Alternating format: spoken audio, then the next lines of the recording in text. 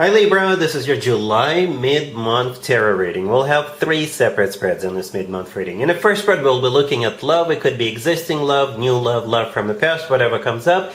In the second spread, we'll see some good news for you, Libra, for the second half of July. And in the third spread, we'll be looking at an advice for you, Libra, for the remainder of this month.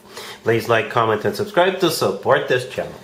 So this first spread is on love, Libra. We have the Wheel of Fortune, clarified by the Two of Cups. We have the Fool, clarified by the Ace of Cups. We have the Hierophant. In the potential outcome, we have the Knight of Pentacles with the Chariot and the Ace of Wands. And we also have the Lovers on the bottom of the deck. You could be dealing with so many different zodiac signs. We have Sagittarius, we have Aries, we have Earth, Taurus, Virgo, Capricorn, we have Cancer, and we have Gemini on the table. So I think for most of you it's a new person, but maybe for a smaller percentage of you this is somebody from your past. Not necessarily an ex, it could be an ex, but if you had like a false start with somebody in the past for whatever reason, maybe life got in the way or what have you, it could be a second attempt. And this time it will work out. It will work out no matter what the scenario is. So I will focus on the scenario where this is a new person coming into your life, Libra. The first 3 cards that came out were the Wheel of Fortune, the Fool, and the Hierophant. And we also had the Lovers on the bottom of the deck. Those 4 cards, to be honest with you, tell the whole story. They really do. Those 4 cards tell the whole story. Okay, the Wheel of Fortune is the start of a cycle, a very fortunate cycle. For some of you, perhaps it's like a very fortunate turnaround. Perhaps you've been dating people and they never lived up to your expectations. With this new person entering your life, things will turn around. This is somebody who is going to stick around. Alright? The Wheel of Fortune could also be a card of literally going somewhere or relocating. Okay, maybe you're moving, maybe you're going somewhere in the second half of July and you'll meet this person at the new place or while you're on the road. But what I can tell you right away, it's going to be an instant magnetic connection, instant connection. You will have each other at hello. Hence the Two of Cups, clarifying that Wheel of Fortune, and the Lovers on the bottom of the deck. Those 2 cards even kind of look alike. To me personally, they're very similar energetically speaking. Right? It also, in my opinion, the Lovers is actually the best card when it comes to the actual love connection between 2 people. It's a soulmate card. It's a card of twin flame connection. And it's also a card of the love of your life. Or it could be a Gemini you're dealing with. It's also a card of a choice. But I don't really see you choosing. Right? Unless you're thinking about choosing where the 2 of you want to live together. Or you're choosing a wedding venue. You know, that type of a choice. I can definitely see that. But we also have that Two of Cups all the way to your left. In my opinion, the Two of Cups is, like I said, is very similar to the Lovers.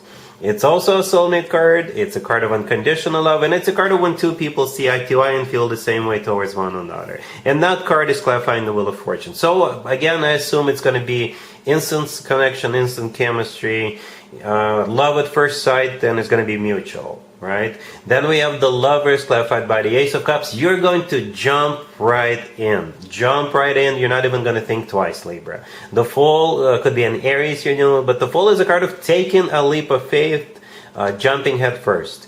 All of this is obviously because of love. The Ace of Cups, clarifying it, is all about love, true, genuine, authentic love. It's one of the 2 aces.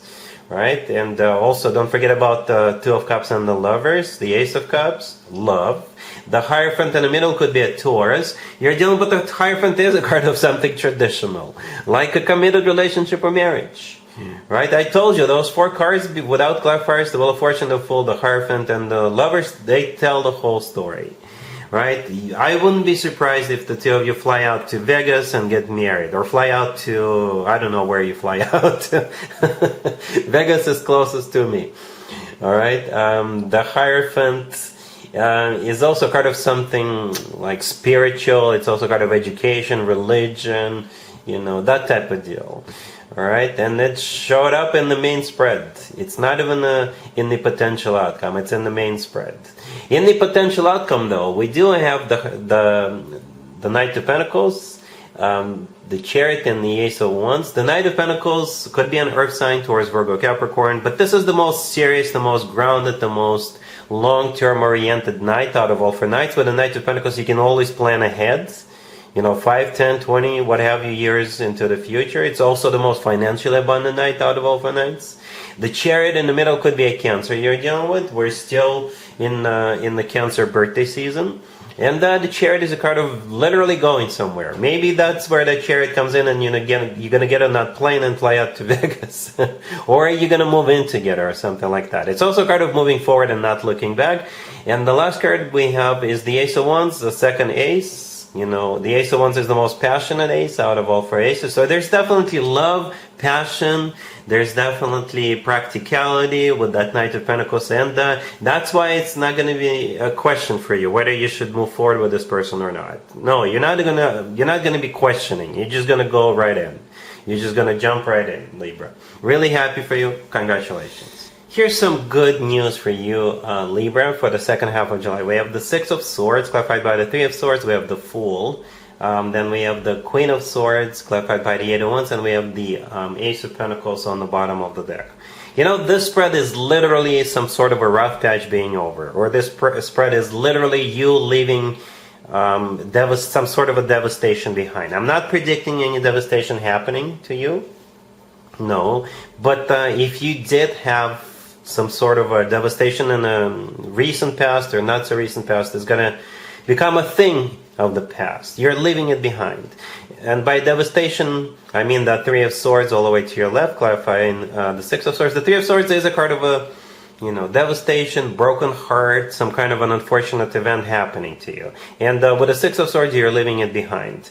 Perhaps you're leaving it behind with this new person coming into your life that we saw in the first spread, because we have the Fool in the middle. We had the Fool in the first spread, right? The Fool is a card of liberation. The Fool is a card of taking a leap of faith. It's a card of like a breath of fresh air, letting go of what happened in the past. It could also be a card of second chances for some of you, right? Right next to the deck we have you, the Queen of Swords, unless you're dealing with a fellow air sign, but I assume that's you. You're clarified by the Eight of Wands. The Eight of Wands is one of the fastest cards in the deck. So for some of you, you could be moving, relocating, or going on a trip.